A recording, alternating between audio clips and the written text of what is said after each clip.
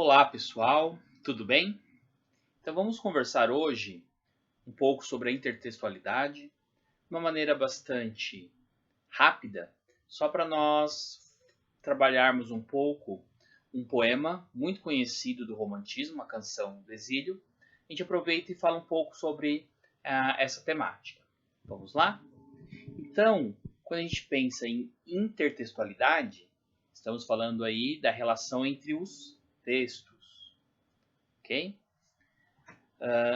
E quando nós pensamos nessa relação, vocês sabiam que os textos eles podem conversar entre si? Então, quando a gente fala que os textos podem conversar entre si, é que muitas vezes, para você entender um texto, é necessário que, geralmente, ele pode estar citando, se referindo a um outro texto. Para você compreender bem um deles, é necessário que você conheça o texto original. É justamente isso que nós vamos conversar. Então, pode, né, essa intertextualidade, né, ela pode acontecer de forma implícita ou de forma explícita, feito por paródia ou por paráfrase. Então, vamos entender, né? Implícito e explícito, o próprio termo diz. Então, o implícito estará ali, subentendido, não será uma referência tão direta, mas direta o suficiente para que a pessoa entenda que trata-se de uma referência a outro texto. Senão, nem poderíamos falar da intertextualidade. Já a explícita é quando ele fala, inclusive, olha, segundo fulano de tal, a gente faz isso em TCCs, em trabalhos, né, esse tipo de intertextualidade. Mas em algumas situações o autor ele pode falar diretamente que ele está se referindo a determinada obra. Mas é importante, né, que todos eles vão resgatar o que a gente chama, né, de referência ao texto base. O que é esse texto base? O texto base é justamente o texto que dará origem e fará com que a gente entenda outros textos. Eu vou dar exemplos, daqui a pouquinho vocês vão entender bem o que eu estou dizendo. Então, como foi dito também, isso pode ser feito por meio do que a gente chama de paródia, tá? A paródia, pessoal, inicialmente, a ideia dela era parecer algo inicialmente algo engraçado, então ela inicia falando alguma coisa da sátira, até mesmo a questão da malícia, escárnio, né? Então, a paródia inicialmente ela tinha essa proposta, mas sabemos, né, que hoje ela alcança outros níveis de discussão, filtrando-se nas camadas críticas dos textos, ou seja, ela faz parte do texto, não necessariamente apenas para causar um humor ou uma sátira ou uma coisa do tipo. A paródia é uma referência ao texto em si.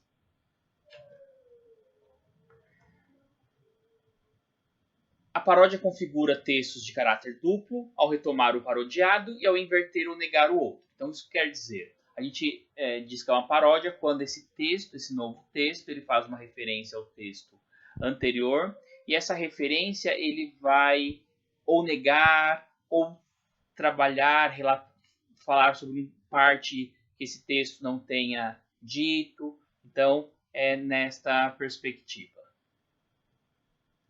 Mas para isso é fundamental que o leitor perceba a referência feita, porque senão nós nem temos, não causa o efeito desejado. Então, se você pega um texto que você não conhece o texto base, né, o texto do qual ele se originou, aquela referência ela não fará tanto sentido para você.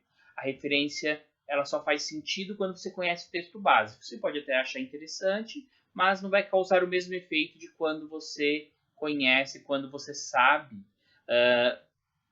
de onde saiu e o que ele se refere. Os memes, por exemplo, são representantes do conceito da paródia no meio virtual. Então, vocês conhecem bem os memes. Então, vez ou outra surge, né, um deles, só que eles só fazem sentido quando há uma referência a um contexto geral, alguma outra ideia, senão ele acaba não fazendo muito sentido. Então, ele isolado pode até parecer engraçado, tal, mas no contexto geral, quando ele faz referência a outras, de repente alguém disse alguma coisa e há um meme a partir daquilo, várias outras situações, então isso fica muito mais claro, essa intertextualidade. Tem o texto original e esse texto e as referências a partir dele para gerar humor, gerar uma crítica, seja lá o que for, ok? Então, hoje em dia, os memes eles têm muito essa função de fazer essa paródia. Não necessariamente causar o humor, mas pode ser também nessa perspectiva. Ok? Uma vez que o humor ou crítica se dá pelo contexto com o outro. Então, se você não tem o outro, dificilmente você vai conseguir compreender exatamente o que o texto quer dizer. Então, nós vamos analisar alguns textos a partir da Canção do Exílio. Vou fazer a leitura dos textos. Todos esses textos eles têm como questão principal, né, a Canção do Exílio, que é um texto muito conhecido. Inclusive, o próprio hino nacional brasileiro ele tem um trecho que há uma referência, né, uma referência indireta, uma referência implícita, ou seja, ele não fala que está fazendo referência, mas percebe-se uma referência à Canção do Exílio, para vocês terem uma ideia o quanto ela foi popular e como ela representava a questão da nacionalidade para os brasileiros naquele período, tá? Tanto que foi incorporado trechos dela ao hino nacional. Então vamos analisar os textos com o objetivo de que depois vocês produzam uma paródia feita por vocês. Daí a ideia é que vocês tentem incorporar elementos do seu dia a dia, elementos da vida de um estudante, algo que dê ao texto algo particular de vocês e não simplesmente, né, a Canção do Exílio, mas que de alguma maneira mantenha a estrutura dos poemas, que mantenha parte da temática, mas que vocês consigam adaptar a realidade ou a criatividade de vocês, tudo bem? Então esses modelos, exemplos que nós vamos conhecer, é para vocês terem essa base e entenderem melhor como funciona a questão da intertextualidade. Então vamos lá. Então vamos à leitura dos textos. O objetivo, neste momento, não é fazer a interpretação deles. Podemos fazer isso em um outro momento. O objetivo principal é apenas conhecê-los, perceber algumas diferenças, verificar que todos eles remetem ao original, que é a Canção do Exílio, tá? Para que sirva como modelos e exemplo para depois vocês produzirem o texto de vocês. Então, o primeiro, Canção do Exílio, Gonçalves Dias, é o texto base que os outros se inspiraram, é o texto original. Minha terra tem palmeiras, onde canta o sabiá, as aves que aqui gorjeiam, não gorjeiam como lá. Nosso céu tem mais estrelas, nossas várzeas têm mais flores, nossos bosques têm mais vida, nossa vida mais amores. Em cismar sozinho à noite, mais prazer encontro eu lá. Minha terra tem palmeiras, onde canta o sabiá. Minha terra tem primores, que tais não encontro eu cá. Em cismar sozinho à noite, mais prazer encontro eu lá. Minha terra tem palmeiras, onde canta o sabiá. Não permita, Deus, que eu morra, sem que eu volte para lá, sem que desfrute os primores, que não encontro por cá. Se que ainda viste as palmeiras, onde canta o sabiá. Ok, então este texto ele foi extremamente importante para o romantismo. Os versos, nossos bosques têm mais vida, nossa vida mais amores, inclusive foi incorporado ao hino nacional brasileiro, mas ele serviu como referência para várias outras gerações quando quer se pensar no nacionalismo. Vamos entender que ele estava longe, né? Gonçalves Dias estava longe do Brasil, estava passando um tempo na Europa. Então, quando ele compara a Europa, né, ele está falando sobre onde ele está e o Brasil. Então, ele fala, né, minha terra, lá na minha terra, né, não permita Deus que eu morra assim que eu volte para lá. Lá que ele está falando é o Brasil, tá bom? Então, esse é o texto inicial. Em outro momento, a gente pode até fazer uma análise um pouco mais profunda dele, embora seja um texto até bastante simples. Canção do Exílio, Murilo Mendes. Murilo Mendes é um autor importantíssimo do modernismo brasileiro. Minha terra tem macieiras da Califórnia, onde cantam gaturamos de Veneza. Os poetas da minha terra são pretos que vivem em torres de ametista. Os sargentos do exército são monistas, cubistas. Os filósofos são polacos vendendo a prestações. A gente não pode dormir com os oradores e os pernilongos. Os sururus em família têm por testemunha a Gioconda. Eu morro sufocado em terra estrangeira. Nossas flores são mais bonitas, nossas frutas mais gostosas, mas custam 100.000 réis a dúzia.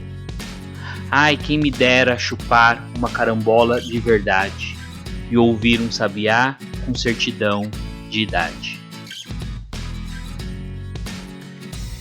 Também do modernismo, Oswaldo de Andrade, né? Canto de Regresso à Pátria. Ele também estava exilado e ele escreve, né, esse texto. Ele é do início do modernismo, Murilo Mendes uma geração depois. Tá? Então esse texto é anterior ao texto do Murilo Mendes. Minha terra tem palmares, onde gorjeia o mar. Os passarinhos daqui não cantam como os de lá. Minha terra tem mais rosas e quase tem mais amores. Minha terra tem mais ouro. Minha terra tem mais terra. Ouro, terra, amor e rosas. Eu quero tudo de lá. Não permita, Deus, que eu morra sem que eu volte para lá. Não permita, Deus, que eu morra sem que volte para São Paulo, sem que veja a Rua 15 e o progresso de São Paulo. Então perceba que há várias referências muito claras à Canção do Exílio original, mas ele especifica mais falando de São Paulo, que é onde ele vivia e é a saudade dele, né, da cidade em si. Canção do Exílio, do Cassimiro de Abreu. O Cassimiro de Abreu ele está mais próximo de Gonçalves Dias do que os anteriores. Ele também é um poeta do romantismo. Se eu tenho de morrer na flor dos anos, meu Deus, não seja já. Eu quero ouvir na laranjeira, à tarde, cantar o sabiá. Meu Deus, eu sinto e tu bem vês que eu morro, respirando este ar. Faz que eu viva, Senhor, dá-me de novo os gozos do meu lar.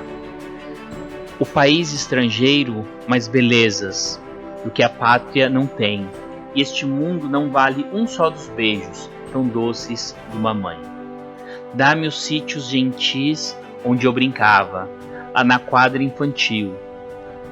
Dá que eu veja uma vez o céu da pátria, o céu do meu Brasil. Então perceba que aqui já há uma mistura de sentimentos relacionados à infância.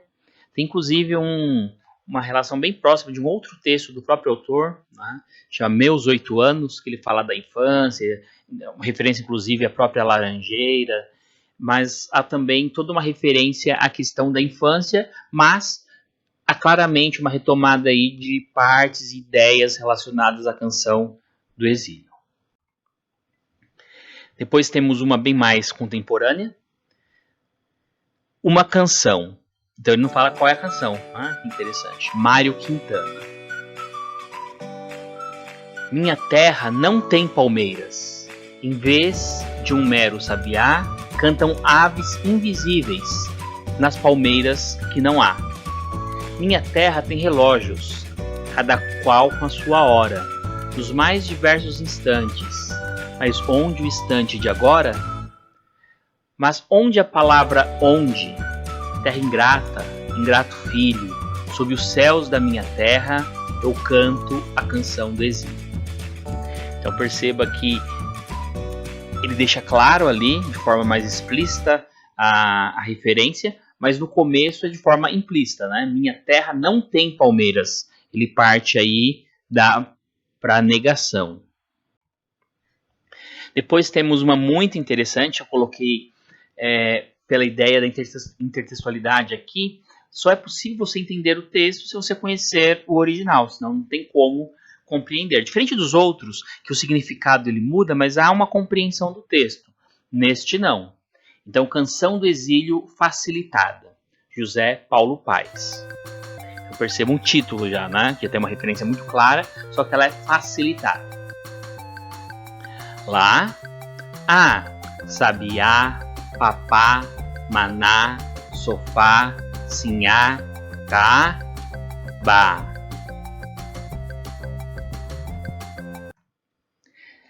A próxima, né, de uma pessoa bastante conhecida, que também é escritor, Jô Soares, Canção do Exílio às Avessas. Então, esta, para você entender, além de uma referência à Canção do Exílio original, há todo um contexto da política no Brasil, que aconteceu no período de eleição do presidente Fernando Collor de Mello. Tá? Então, há referências claras daquele contexto, daquele período histórico. Minha dinda tem cascatas, onde canta o curió.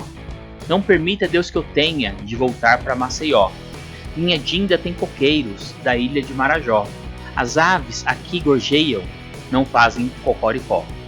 O meu céu tem mais estrelas, minha várzea tem mais cores. Este bosque reduzido deve ter custado horrores. E depois de tanta planta, orquídea, fruta e cipó, não permita Deus que eu tenha de voltar para Maceió. Minha dinda tem piscina, heliporto e tem jardim, feito pela Brasil's Garden, não foram pagos por mim. Em cismar sozinho à noite, sem gravata e paletó, olho aquelas cachoeiras, onde canta o curió. No meio daquelas plantas, eu jamais me sinto só. Não permita Deus que eu tenha de voltar para Maceió. Pois no meu jardim tem lagos onde canta o curió, e as aves que lá gorjeiam são tão pobres que dão dó. Minha dinda tem primores de floresta tropical, tudo ali foi transplantado, nem parece natural. Olha a jabuticabeira dos tempos da minha avó, não permita Deus que eu tenha de voltar para Maceió. Até os lagos das carpas são de água mineral. Da janela do meu quarto redescubro o Pantanal. Também adoro as palmeiras, onde canta o curió. Não permita Deus que eu tenha de voltar para Maceió. Finalmente, aqui na dinga, sou tratado a pão de ló. Só faltava envolver tudo numa nuvem de ouro em pó. E depois de ser cuidado pelo PC com xodó, não permita Deus que eu tenha de acabar no xilindró. Então há várias referências a questões políticas. O PC aí não é o computador, né? O PC Farias é o Paulo César Farias, que era o responsável pela parte financeira, o tesoureiro de campanha, e que de alguma maneira estava envolvido diretamente nos esquemas de corrupção.